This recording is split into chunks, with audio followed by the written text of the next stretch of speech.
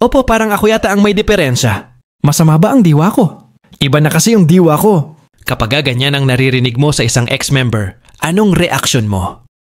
Sa mga viewers, matagal ko na itong nararamdaman, Brad. Siguro mga more than 2 years na O tanong, bakit parang feelings na lang ang batayan ngayon ng katotohanan?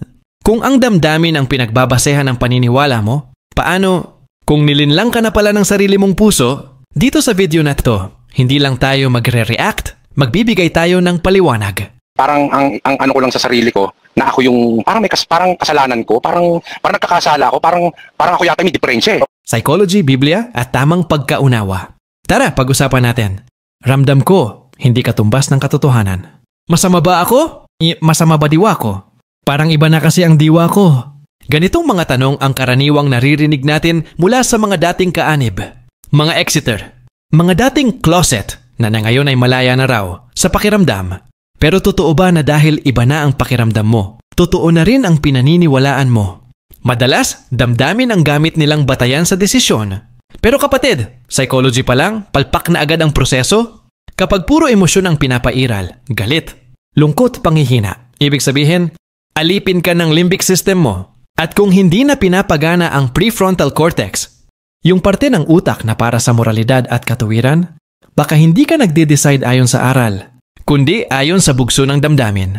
Sabihin pa nila, hindi naman ako umalis dahil sa galit. May iba akong nararamdaman eh. Iba na kasi. Pero tanong, yang iba na bang iyan galing ba sa Diyos? O galing sa sarili mong interpretasyon? Bakit kasi ang basehan ng totoo ay hindi kung ano ang nararamdaman mo? Ang basehan ng totoo ay kung ano ang nakasulat sa Biblia. Sinasabi nila, dala ko pa rin sa puso ko ang mga aral ni Brother Eli. Tama naman yan, in theory. Pero kung dala mo na nga, bakit ka lumayo sa iglesia? Bakit iniwan mo ang kaayusan?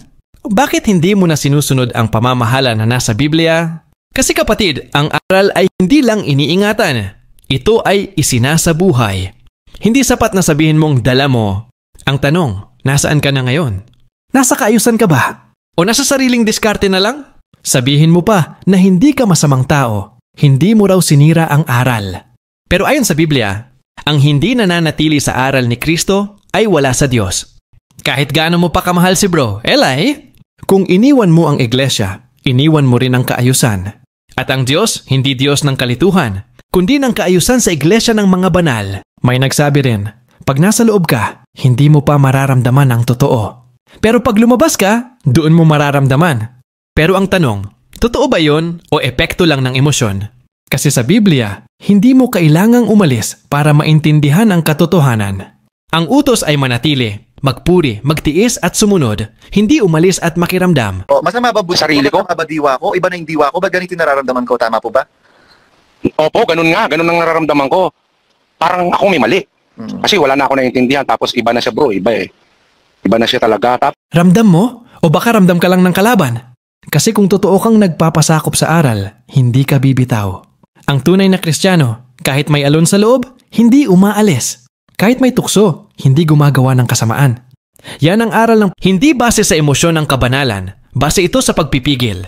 Kung hindi mo ginawa ang kasalanan, kahit tinutukso ka, may kapurihan ka sa harap ng Diyos. Iyan ang pinaglalaban ng tunay na kaanib.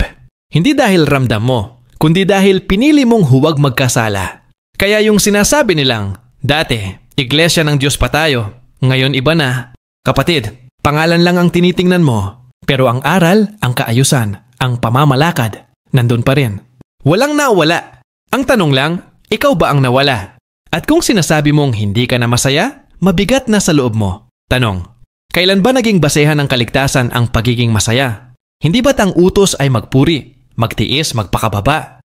Kaya kung nararamdaman mong parang hindi ka na bilong, parang iba na ang iglesia, parang mabigat na, baka hindi ang iglesia ang nagbago. Baka ang puso mo ang unti-unting lumayo. Gusto mo raw magpahayag ng damdamin mo. Pero minsan, ang damdamin ay gate ng kalaban. Dahil kung hindi mo mapigilan ang emosyon mo, baka ito na ang maging dahilan ng pagkakalayo mo sa katotohanan. Sa kabilang buhay, pagpupuri ang gagawin natin, magpakailanman. Kung dito pa lang, hindi mo na kaya. Kung dito pa lang, bumitaw ka na. Paano ka magiging karapat-dapat sa langit kung dito pa lang, hindi ka na marunong magpuri sa gitna ng hirap? At ang pinaka-bottom line, Hindi sa kung ano ang nararamdaman, kundi sa kung ano ang pinili mong huwag gawin. Doon nasusukat ang kadalisayan sa harap ng Diyos. Kaya kung may pinagdadaanan ka, huwag mo munang sundin ang damdamin mo. Huwag ka munang gumawa ng kahit ano. Stay put. Be calm. Remain behave. Remain silent. Huwag kang gagawa kung ikaw ay nasa ilalim ng negative thought, negative emotion at maling akala. Kasi kapag damdamin ang pinairal mo, mapapaniwala ka na totoo ang kasinungalingan. At tandaan, hindi damdamin ang makakapagligtas sa atin, kundi pagpapasakop sa kalooban ng Diyos sa ilalim ng kaayusan ni Kristo. Alam mo kapatid, madalas nila sinasabi, parang wala na akong gana. Hindi na ako inspired magpuri tulad ng dati. Pero kailan ba naging kondisyon ang pakiramdam para magpuri? Tandaan mo, ang pagpupuri sa Diyos ay utos, hindi opinyon o feeling. Hindi ito basta-basta ginagawa kapag gusto mo lang o kapag inspired ka. Ang Biblia, lalo na sa Bagong Tipan, ay puno ng mga halimbawa ng mga lingkod ng Diyos na naglilingkod kahit mahirap, kahit pinipilit, kahit may mga pagsubok at kalungkutan sa puso. Sila'y nagtitiis, nagpipigil at patuloy na sumusunod. Bakit? Kasi ang pagpupuri ay isang obligasyon ng mananampalataya. Hindi ito pag-aalay ng damdamin, kundi ng buhay. May doctrinal weight yon. Kung usapan ay tungkol sa pagpupuri, hindi lang ito basta sigaw ng hallelujah o amen sa kung saan saang lugar. Dapat nasa loob, may kaayusan, at nasa impluensya ng tunay na aral at pamamahala. Theological analysis. Bakit may loob at may labas? Basehan, sila'y nangagsilabas sa atin, ngunit sila'y hindi sa atin. Sapagkat kung sila'y sa atin, ay nagsipanatili sana sa atin. Sabi diyan, nagsilabas. So malinaw, may loob. At ang pagpupuri ng nasa loob ay hindi lang basta salita, kundi ayon sa kautusan at kapangyarihan ng Diyos sa loob ng iglesia. Ito'y hayag na aktwal na mangyayari at hindi lang sa salita babasahin kundi tinutupad. Ang pagpupuri ay may estruktura. Hindi ito basta-basta. 1. May tagapangasiwa. Magsitalima kayo sa inyong mga tagapangunang namamahala. 2. May kautusan ng pagtatagpo, na huwag nating pabayaan ang ating pagkakatipon. 3. May dalang aktwal na gawa. Ihain ninyo ang inyong katawan na isang haing buhay. Banal. Kaya ang tunay na pagpupuri ay hindi lang panlabas na sigaw o emotional na worship. Ito ay pagsunod mismo sa aktwal na utos ng Diyos na may disiplina at pamamahala. Ang pagpupuri ay hindi basta sigaw o damdamin. Ito ay nasa loob ng kaayusan, pamamahala, at aktwal na pagsunod sa kalooban ng Diyos, hindi labas, hindi independent. Kaya kung may mga nagpupuri sa labas at sinasabing, pareho lang yan, kung naghihintay ka ng perfect na mood, perfect na sitwasyon, o perfect na emotional state para magpuri, malabo na ang paglago mo sa pananampalataya. Ang puso mo ay magiging playground ng emosyon, madaling mabali, madaling mapawi.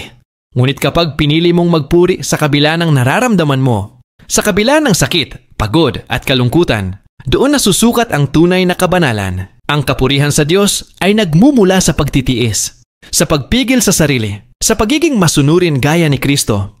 At para mas lalo mong maunawaan, pag-aralan natin ang utak ng tao, psychology tayo saglit. Ang limbic system ang siyang nagpapalabas ng emosyon, galit, lungkot, takot, pagkalito. Pero ang prefrontal cortex naman ang gumagabay sa pag-iisip sa pagkontrol ng damdamin at paggawa ng tamang desisyon. Kapag mahina ang prefrontal cortex dahil sa mga distractions or emosyonal, nakalituhan, nagiging alipin tayo ng mga negatibong emosyon. Ito ang dahilan kung bakit madalas ang mga tao, kahit sincere sa nararamdaman, ay nagkakamali sa paghusga at desisyon. Kaya ang panawagan ko sa iyo, kapatid, huwag hayaang ang damdamin ang magdikta ng iyong pananampalataya. Manatili kang nakatapak sa salita ng Diyos, manatili sa kaayusan ng tunay na iglesia, at sundin ang utos ni Kristo. Hindi ito madaling landas, pero ito ang landas na patungo sa kaligtasan. Tandaan, hindi sa kung ano ang nararamdaman mo, kundi sa kung ano ang pinili mong huwag gawin. Doon nasusukat ang tunay na kalinisan sa harap ng Diyos. Kaya huwag kang susuko kapag mabigat ang laban sa puso. Magpuri ka pa rin, magtiis ka pa rin, magpasakop ka pa rin. Dahil sa huli, ito ang tanging paraan para maging karapat-dapat. Tayo sa ikalawang buhay, sa langit, kung saan walang humpay na pagpupuri ang gagawin natin. Hindi mo kailangang iwan ang kaayusan para lang maramdaman ang totoo. Kung may nararamdaman kang mabigat, huwag mong bitawan ang aral. Huwag mong takasan ang iglesia. Kasi kahit gaano pa kabigat ang laban sa loob mo, kung kaya mong hindi gumawa ng masama, may kapurihan ka sa harap ng Diyos. Kaya kung nalilito ka, stay put, be calm, behave, remain silent. At higit sa lahat, huwag kang gagawa kung ikaw ay nasa ilalim ng negative thought, negative emotion at maling akala, di ba? Yung mga negative thoughts, negative emotion, negative feelings at maling unawa. Lahat yan may desire na mag-cause ng pagkagutom sa gawa o sa action. So kung mararamdaman niya ang mga ganitong bagay, negative thoughts, negative emotion, negative feelings, maling unawa, huwag niyang gawin. Hayaan mo lang siya. Kasi parang gutom lang yan. Kapag gutom ka, kakain ka. And when you eat, it means it's a verb. A verb is an action word. So it's all about action. Ibig sabihin, kung hindi mo gagawin, mamamatay ka kasi hindi ka kakain. Ganon din yan. Kapag hindi mo ginawa ang mga negative thoughts, negative feelings, o maling unawa, ibig sabihin, mamamatay din ang emosyon. Mamamatay ang maling emosyon at maling pag-unawa. Kaya ang dapat gawin, kalma lang, hayaan mo lang siya. Mamamatay rin yan, dadaan lang yan, tapos makakalimutan mo rin. Wala kasing patience ang negative thoughts, negative feelings, o maling unawa. Kasi galing yan sa dyablo. Kasunod na bahagi, isa pa, ang negative thoughts, negative emotion, o kahit mga maling unawa, may intention. Lahat yan may intention. At ang intention nila, isa lang talaga. Kasi iisa lang naman ang goal natin, ang magpuri, maghandog ng awit at magbigay luwalhati sa Diyos, sa tamang lugar, sa tamang paraan, guided by Jesus Christ, at nasa loob mismo ng iglesia. Hindi lang basta sulat na binabasa. Ibig sabihin, hindi lang ito tungkol sa nakasulat, kundi sa aktwal na nangyayari ngayon, aktwal sa loob ng iglesia na may structure. So dun ka magpuri, hindi lang basta individual, kasi kailangan nating mag-practice. Dahil pagdating sa langit, yun lang naman talaga ang gagawin natin. Sa awit na sinasabi pwedeng, ito ay tumutukoy sa linya mula sa awit. Ang mga hain sa Diyos ay bagbag na diwa. Isang bagbag at nagsisising puso. O Diyos, ay hindi mo hahamakin. Ang ibig sabihin ng ihandog ang bagbag na puso ay, ibig sabihin, bagbag, literal na pusong nadurog o mababa ang loob. Ito ang pusong mapagpakumbaba at tunay na nagsisisisi sa sariling pagkukulang o kasalanan mo, pag-aalay sa Diyos. Hindi ito material na handog. Sa halip, inihahandog ang sarili. Ang puso na ito sa Kanya, bilang tanda ng taos-pusong pagsisisi at mababang loob. Bakit ito mahalaga? Totoong repentance, hindi puro salita o kilos lang. Siniseryoso mo ang pagbabago sa sarili at handa kang bumalik loob. Pagmula sa puso, sinusuri ng Diyos ang puso, hindi ang panlabas na anyo o ritual. Kababaang loob, tulad ng ipinayo sa dokumento at tipan, ang pinakahihiling sa Diyos ay ang pusong nagbabago at sumusunod sa Kanyang kalooban. Bud, ihandog ang bagbag na puso, alay sa Diyos ng pusong mapagpakumbaba, nagsisisisi at tunay na nagbabago. Hindi sapat ang panlabas na gawa. Kailangang bumago mula sa loob at ito ang tunay na handog na kalugod-lugod sa Kanya. Ang mensahe tungkol dito, maaari mong palawakin. Ilarawan ang puso bilang nadurog, nanginginig, ngunit puno ng pag-asa. I-highlight ang paghingi ng awa, pagbabago at pagkumpisal sa Diyos. Itaguyod ang tema ng tunay na repentance kaysa rito lamang sa pisikal na handog. Hindi ako nagkokomento lang. Ipinaglalaban ko ang aral, ang kaayusan at ang tunay na pagpupuri. Magkita-kita tayo sa next video. Tuloy ang pagpupuri.